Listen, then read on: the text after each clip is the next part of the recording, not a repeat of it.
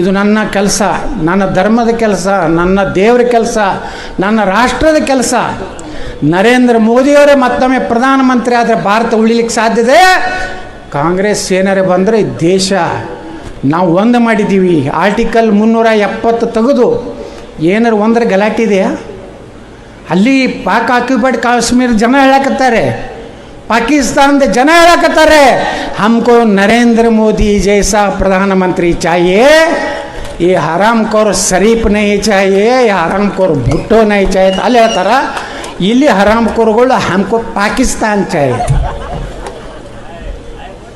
ಪಾಕಿಸ್ತಾನ ಚಲೋ ಗಡಿವರೆಗೆ ಬಿಟ್ಟು ಬರ್ತೀವಿ, ನಾವೇ ಕರ್ಕೊಂಡೋಗಿ ವಿಮಾನದಾಗಲ್ಲಿ ಬಸ್ನ ಕರ್ಕೊಂಡೋಗಿ ಹೋಗ್ರಪ್ಪ ಮಕ್ಕಳೇ, ಅಲ್ಲಿ ಹೋಗ್ತೀನಿ ರೀ.